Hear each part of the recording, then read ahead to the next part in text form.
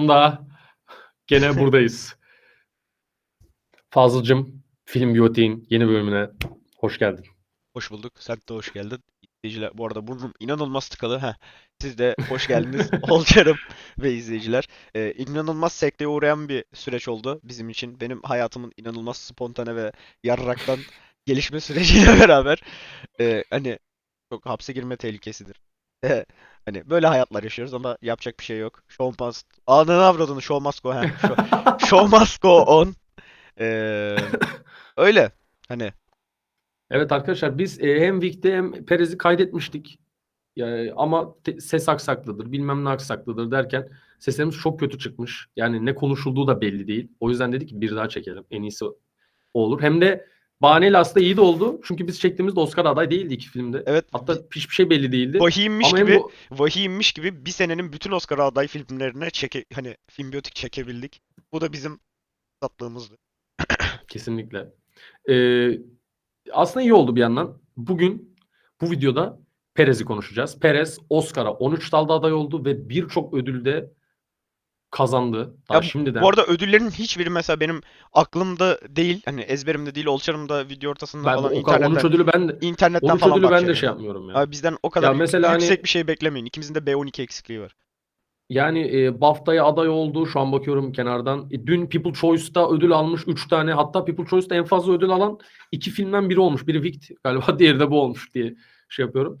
E, Yani Oscar'da zaten aklınıza gelebilecek bütün ana main kategorilere aday oldu Perez. Enteresan bir tercih. Yani Fazıl'ın dediği gibi artık ödül sezonları her bölümde söylüyor. Evet. Daha dikkat çekici filmler, hani daha iyi değil Ya de daha farklı. artık özellikle hani Oscar'ın da bunun en büyük ödül şeyi olduğunu düşünürsek, en büyüklerinden bir tanesi olduğunu düşünürsek, artık hani filmlere ödül verme işi bir tık daha farkındalıktan ilerliyor. Hani farklı konulara parmak basan filmleri artık şey yapıyorlar. Hani ödül gösteriyorlar ki işte sosyal mesajdır. Hani işte odur budur, işte farklı, dediğim gibi ya, farkındalık üstünden ilerleyen bir şey var. Ben bundan çok memnun muyum? Açıkçası değilim. Neden? Çünkü bu şeye de kayıyor artık biraz. Sırf ödül almak için böyle çıkartılan filmler de var. Hani hoşuma gitmiyor ki ben ödül törenlerini bayağı uzun süredir takip eden ve böyle heyecanla, böyle hazırlık yaparak takip eden bir insan olarak hani şey istiyorum. Gerçekten mesela taraf tuttuğum bir maç izler gibi falan izliyorum, anladın mı? Hani Ya wow o falan. çok kötü. Ya o çok kötü oluyor ya. Böyle insanı belli bir şeyi tutuyormuş gibi yapıyorlar. Yani 10 farklı filmin aday olduğu kategoride bile Ve karşıda o kadar çıkamıyorsun. saçma adaylıklar oluyor ki. Karşıda çıkamıyorsun. Neden? Çünkü şimdi bu konuda karşıda çıkamıyorsun. Çünkü neden? Şimdi şey mi diyeceksin? Hani bir farkındalık koymuş. Atıyorum, kadın hakları. Tabii ki de zaten hani bunu hiçbirimiz şey yapamayız. Kesinlikle farkında olunması gereken bir konu.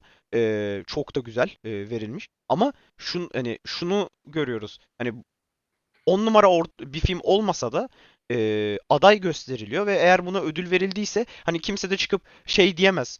Bir anda karşı çıkamaz. Hani Evet, neden öyle böyle oluyor ya. yaptınız? Ya, o yüzden mesela ben bazı hakkı yenen işler de oluyor. Bazı hiç hani daha iyi çekilebilecekken sadece farkındalık noktasına daha çok parmak basmak için üstüne şöyle bir şey var. Hani sinema evreninde direkt artık şeyde daha fazla müzikal olmuş oldu ve kaliteli işler oldu. O yüzden hani hem biraz şikayetçiyim hem de değilim. Ya ben bu sene çıkan müzikallerden bilmiyorum yani. Çünkü müzikali belli bir türlü eşleştirdikleri için, saf müzikal de olmadıkları için genellikle eksikleri çıkıyor. Zaten bu iki türün kombinasyonu olan ya da birden fazla türün kombinasyonu olan filmler çıktıkça daha oturuyor, daha Tam oturaklı olarak oluyor. artık mesaj vermek istediklerinde millet müzikale kayıyor, hani direkt müzikalle. Ya hani biraz Şarkıdan da konu görsellik katalım. Aynen. Erşan Kuneri'nin müzikal bölümü var değil mi? Kumpanya. Yani aslında gerçekten dalga geçilesi de bir yandan. Hani sırf görsellik artsın, ses olarak bize daha fazla etkileyebilmek için müzikal tercih ediyorlar. Bilmiyorum ne kadar doğru, ne kadar şey oluyor, etkileyici oluyor ya da bizi etkiliyor bilmiyorum. Perez'in genel olarak değerlendirmesi, ben Perez'i çok güçlü bir film olarak görmüyorum. Direkt öyle gireyim. Evet, müzikal sahneleri kötü değil. Estetik olarak kötü durmuyor müzikal sahneleri. Ancak az önce söylediğim noktadan müzikalin başka türlerle kombinasyonu olduğu için müzikal kısmı iyi olurken diğer kombinasyon türlerinin iyi olduğunu düşünmüyorum direkt filmde. Diğer kombinasyon türleri de iyi olmayınca benim için film iyi olmamış oluyor. Bu yandan büyük bir handikapa sahip Emilia Perez benim için. E, Emilia Perez'in Şöyle bir şansı var. Aslında çok iyi bir oyuncu kadrosu var bence. Ya oyuncu İşte kadrosunu hani hem kadrosu var hem de benim hani tanımadığım, bilmediğim, sonradan farkında olduğum şeyler ikimizin var ve hani şeyi fark ettim gerçekten.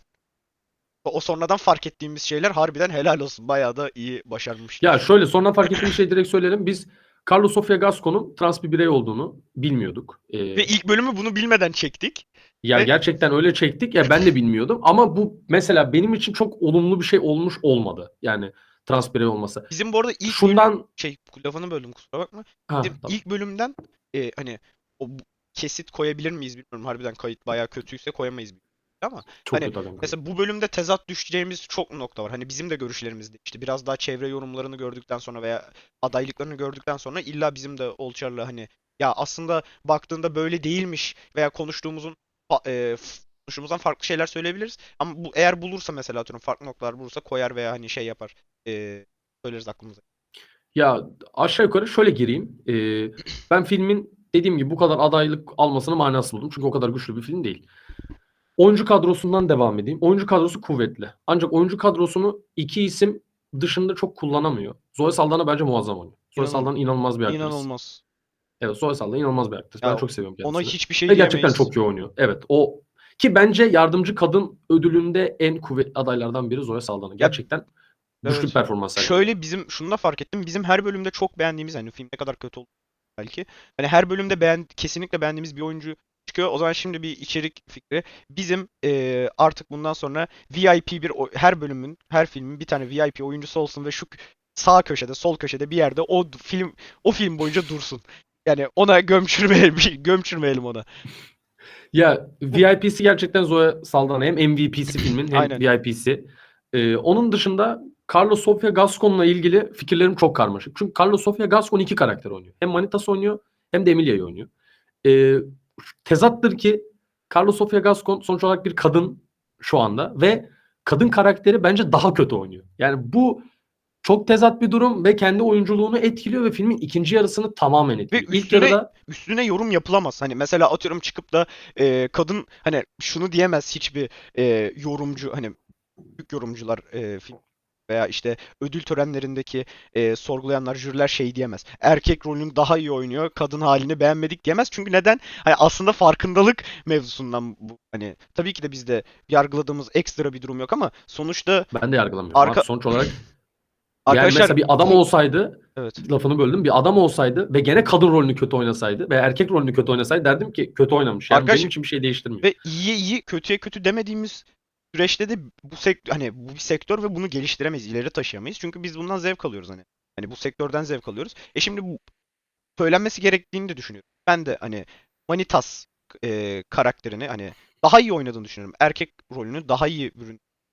Evet, çok iyi oynuyor. Hani bunu biz söyleyebiliyoruz ama umarım hani kendisine de iletilmiştir. Hani herhangi bir geri dönüş Ya olmadan, bir tepki toplamadan söyleyebilmişlerdir umarım. Çünkü böyle. ben direkt onun kötü oyunculuğundan şeye bağlayacağım. Bir yandan da filmin ikinci yarısına bağlayacağım. Film dediğimiz gibi mesaj filmi, müzikal film. Görsel olarak bizi etkilemeye çalışıyor. Ancak film ikinci yarıdan itibaren yani yaklaşık bir saatten sonra Manitas karakteri artık aramızdan ayrıldığında ve Emilia olduğunda kendi hayatını değiştirmek istedikten sonra film bence dört farklı türe ayrılıyor. Yani hem müzikal olmak istiyor, hem basit bir gerilim film olmak istiyor, hem kadın hakları ile ilgili politik bir film olmak istiyor, hem de ilk yarıda yaptığı o farklı, o cinsel ayrıştırıcılığı kaldırmak için cesaret gösterdiği film olmaya çalışıyor.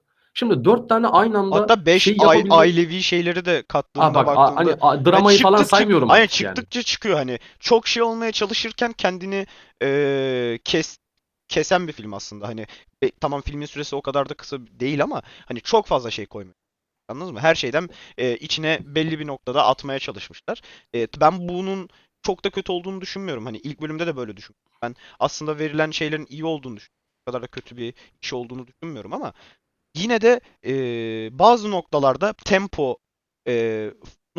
yanlış ilerlediğini düşün sana şey. Hani bu kadar fazla konu. Şöyle bir örnek vereceğim. Mutfak düşünelim. 5 malzeme var. Tamam mı? Bu 5 malzemenin ikisi ya da üçünü kullanarak çok iyi bir yemek çıkartabilirsin. Ya da çok net bir yemek yapabilirsin. Basit ama net. Perez yapanlar Biz beşinden de koyalım. Ama İçerik olur bol diye olsun. düşündüm.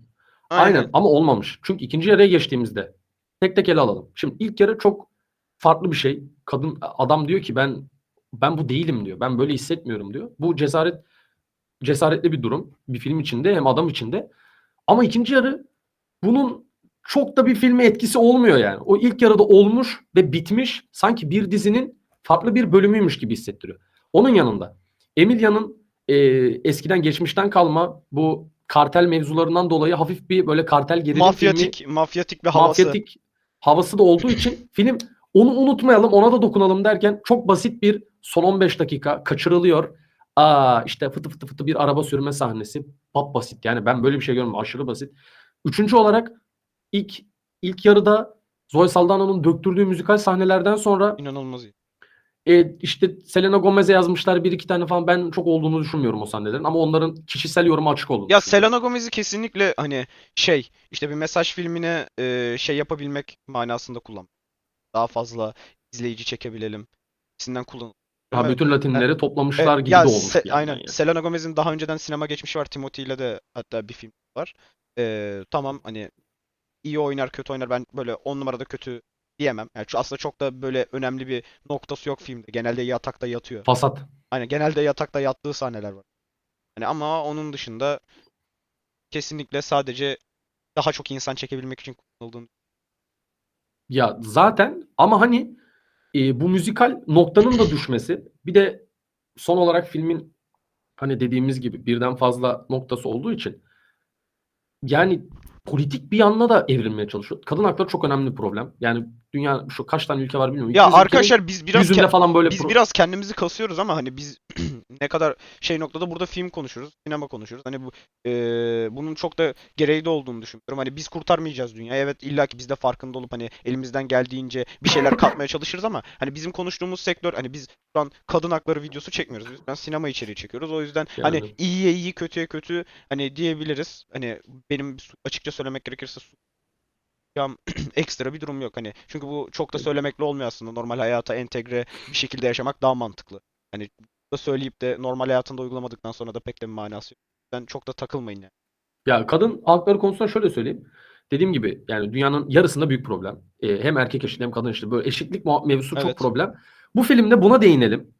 Bunu biraz gerilimle birleştirelim derken abi filmin belli bir 20 dakikasında Emilia Perez tabii ki bir figür oluyor. Hani Ya halk çünkü kahramanı oluyor halk hatta. kahramanı gibi oluyor. Çünkü buna tepki gösteren ilk insanlardan biri olmuş oluyor. Zoe Saldano'nun oynadığı karakter adına hemen bakalım. Rita ile beraber bir tepki gösteriyorlar. Bir tepki koydukları için halk kahramanı gibi olmuş oluyor. Susmuş, Şimdi susmuş halkın sesi oluyor diyebilir miyiz? şimdi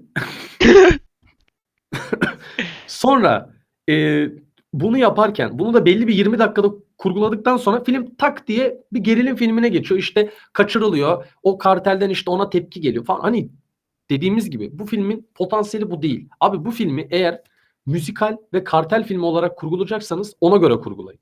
Ya da müzikal ve politik bir film olarak kurgulayacaksanız ona göre kurgulayın. Daha fazla dava sahnesi görelim. Daha fazla politik konuşma görelim. Daha temposuz olsun ama daha diyaloglarla vursun Ya bizi. da Ya da ilişki daha hızlı olsun. evet.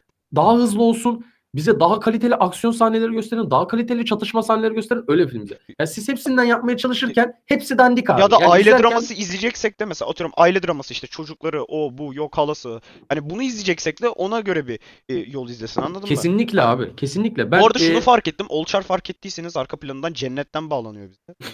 Hani kendisi sadece bir kapı var. Onun dışında bembeyaz o nurlar da içinde. çıkış kapısı. Ay çıkış kapısı. Bak diye arkada kapkaranlık bir yer var. Burası da cehennem olduğunu düşünüyorum. Cennet.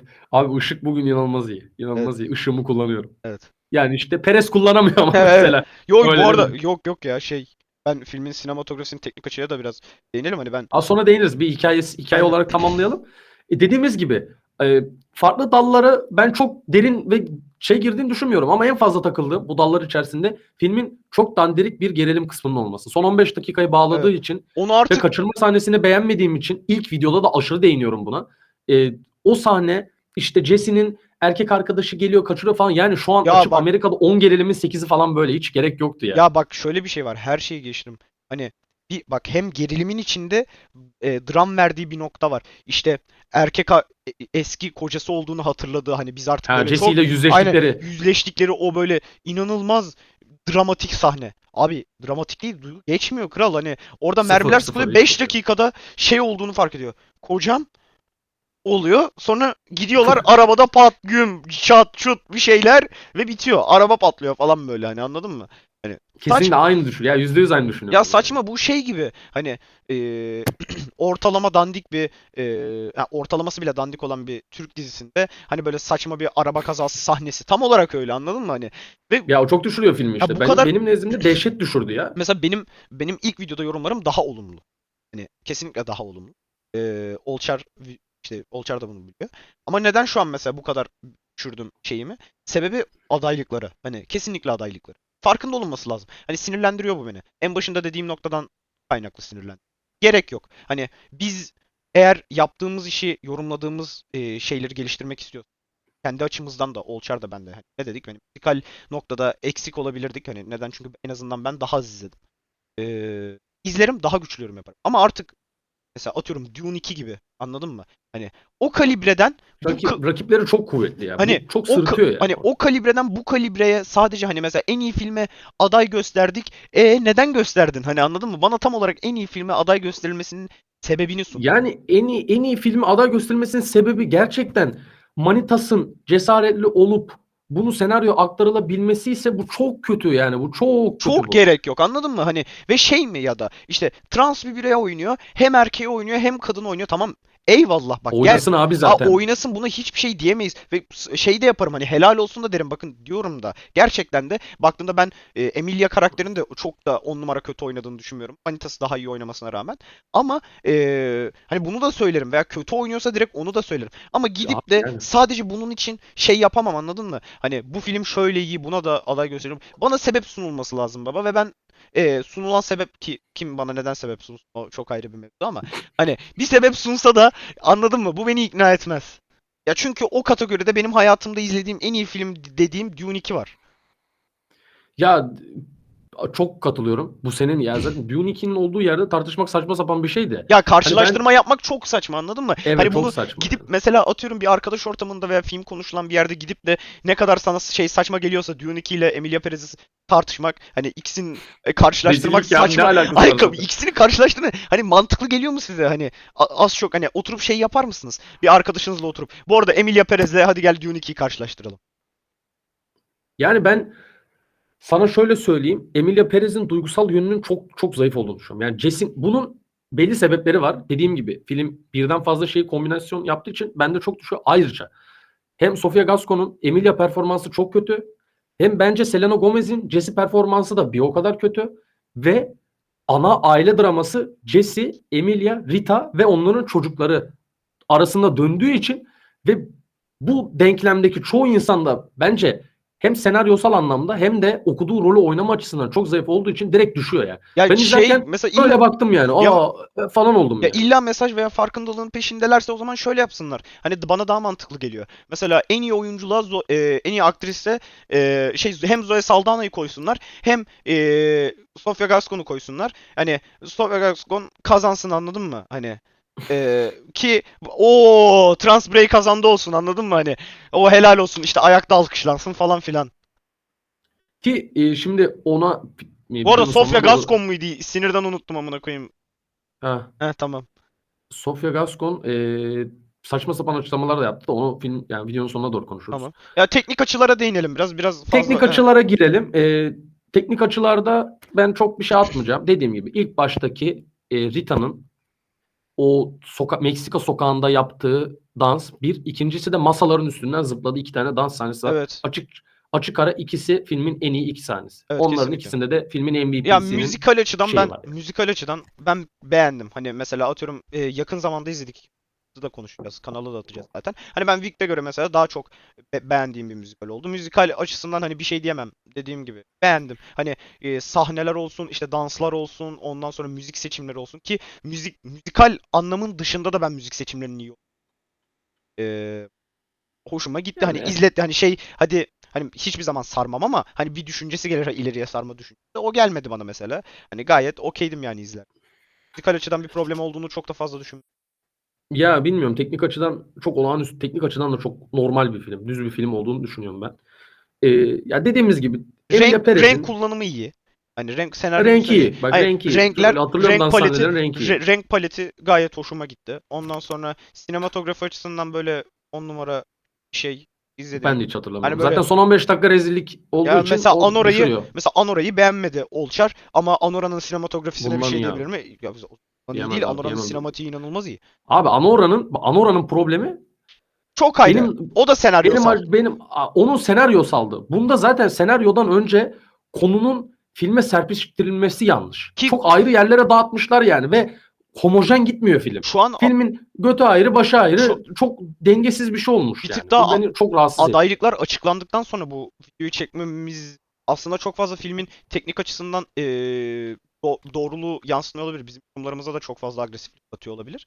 Ya çünkü bir tık daha etkiliyor. Kesinlikle etkiliyor. Hani benim bu kadar Abi sinirli olmamın 13 değil sebebi ya. ya 13 değildir. Hani ve bu tehlikeli bir şey arkadaşlar. Hani insanların zevklerinden bir tanesi film izlemek. Hani zaten hayat zor. Soğutuyorlar abi. Hayat Bayağı zor. soğutuyorlar yani. Hayat zor ve insanların kaçtığı şey kaçtığı alanlardan bir tanesi evlerinde veya sinemada.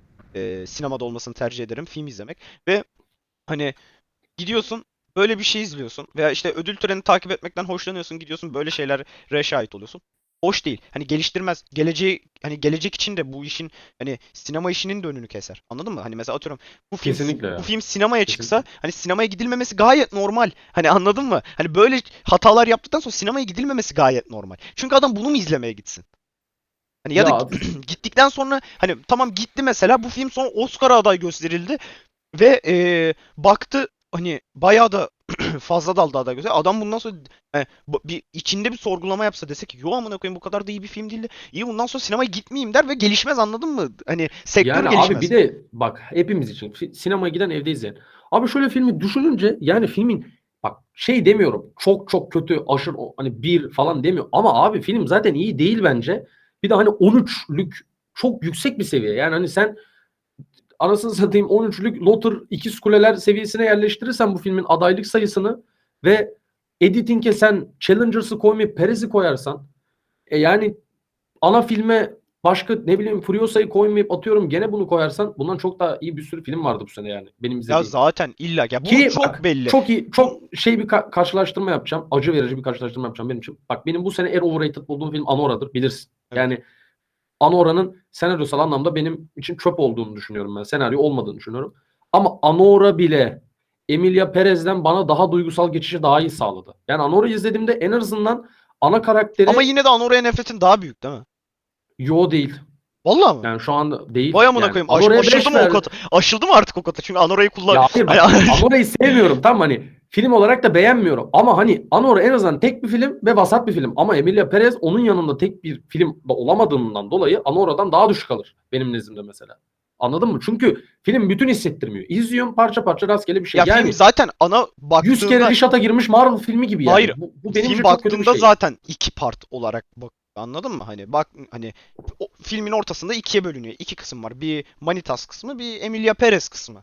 Hani zaten kendisi bile ikiye bölüyor. Ki onun içinde hani çok konuya değineceğiz diye, farkındalık yapacağız diye. Hani biz burada ben mesaj filmlerinin yanlış olduğunu düşünmüyorum. Burada 50 saat kanalda da 2-3 tane video var. Hani gün verildiğinde gayet güzel olduğunu, Oğlum üstüne biz Smile'ın konuştuğumuz psikolojik şeyini ay inceledik. Daha ne yapalım psikolojik yani? korkuyu konuştuk hani ben kötü olduğunu düşünmüyorum mesaj filmlerinin veya işte farkındalığın her zaman kötü olduğunu düşünmüyorum ama bunu sadece bir şeylere meze etmenin eee Kesinlikle fark çok doğru söyledin yani. bir şeyleri meze etmenin farkındalığı da kaçırdığını düşünüyorum. Bu işin ciddiyetini de aldığını düşünüyorum.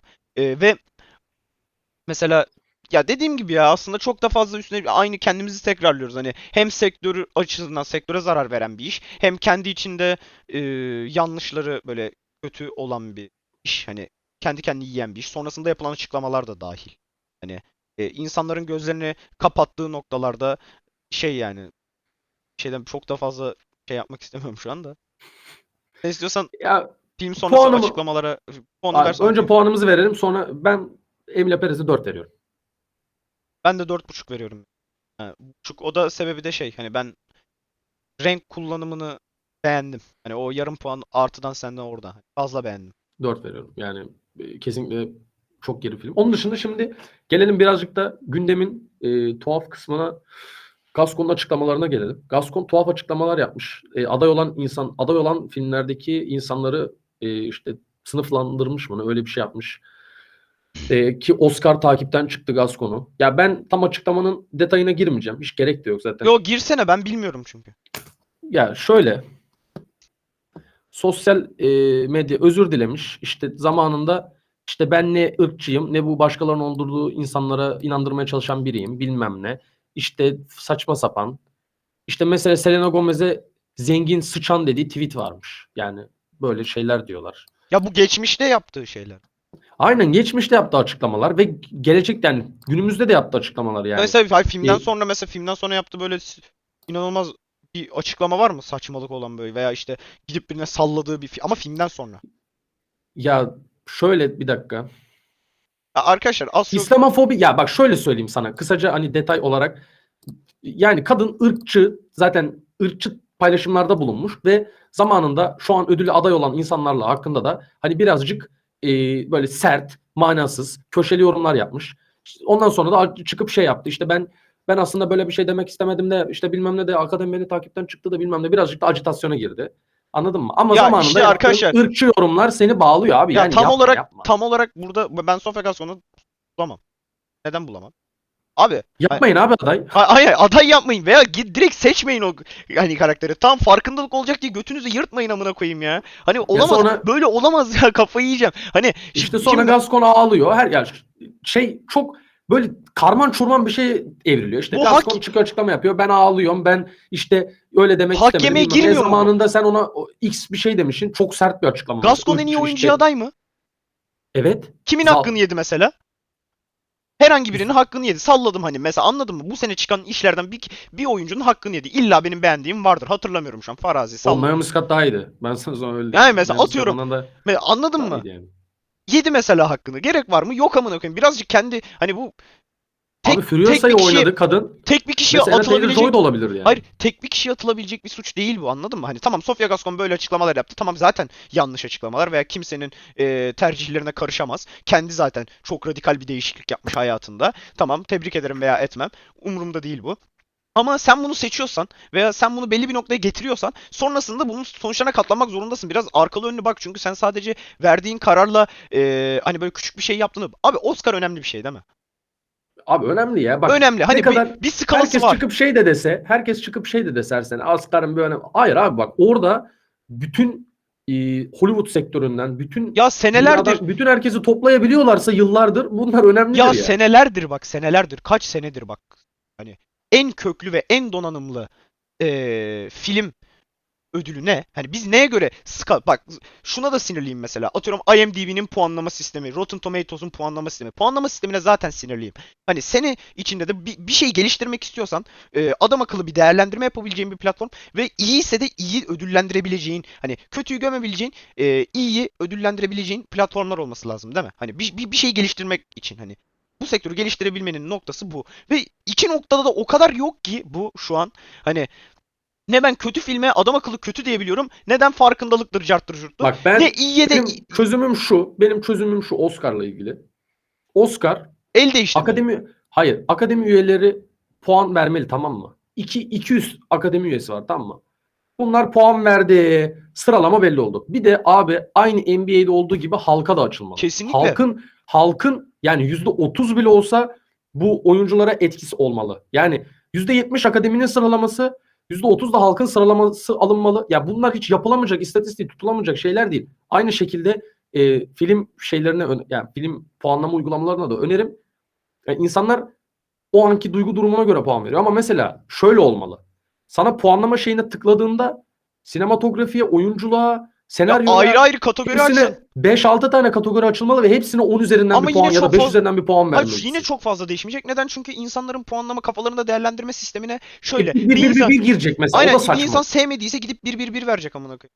Neyse, bunun çok da tartışmanın manası yok da, hani Ya ben işte benim önerim anlık bu olarak şekilde. çok yükseldim şu an. İnanılmaz sinirlendim. Sen Orospu çok çocuğu. sinirlendin. Ya çünkü bir tane hayatta, yemin ederim bak, bir tane kendimi uzaklaştırdığım zevkim var. Gerçekten bundan zevk alıyorum. Benim de öyle Ay abi. Ben de çok zevk ben alıyorum. bu podcast çekerken bile izlenme kaygım, cartım curtum. Hani ben genel olarak hayatımda beni tanıyan insanlar benim film izlemekten hayatım boyunca film izledim ve bundan keyif aldığımı, zevk aldığımı bilirler. Hani Ben de aynı şekilde. buyumdur ben. Ama bunun da düzgün yapılmadığında, baltalandığında tabii sinirlenirim abi. Yani Ya Oscar gene şöyle diyeyim, bir nebze belli yerde %80 gene doğru isimlere ödülü verir diye düşünüyorum umarım. Yani saçma sapan gidip hani popüler kültürde abi aday diye onu şey diye onu da vermesinler. konuşalım. Gerçekten hak edenlere versinler. Onu da konuşalım. Oscar'da en iyi film, sadece en iyi filmi konuşalım.